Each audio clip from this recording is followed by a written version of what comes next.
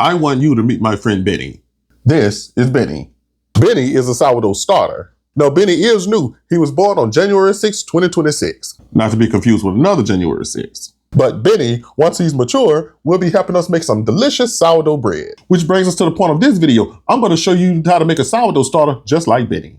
And before we get started, if you would go ahead and click that like button and don't forget to subscribe. That way you never miss when a new video comes out. Now, making a sourdough starter is very simple. All you need is a basic container. I just have this mason jar here.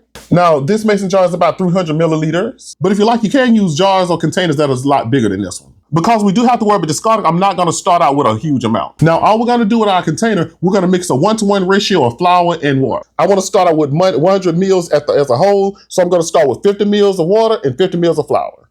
Now, this one is all-purpose flour. If you're going to make a starter, you do want to use the flour that you're going to be baking with. I'm going to start out first with my 50 mils of flour. I just want to shake that just to make sure I got enough.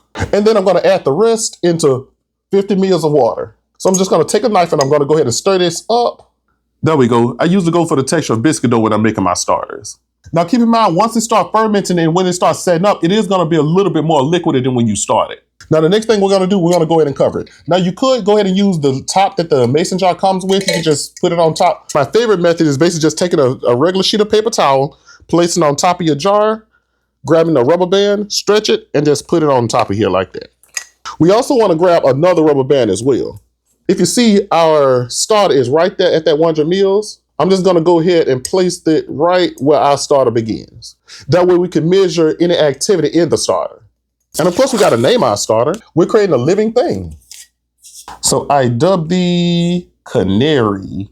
And I almost forgot, don't forget the date when you're making your starter. That way you can keep up with the time it's going to take for the fermentation to start. And from now on, we're going to discard half of our starter and we're going to add 50 milliliters of flour and 50 milliliters of water. A warm environment is going to speed up the process of fermentation and a cold environment is going to slow it down.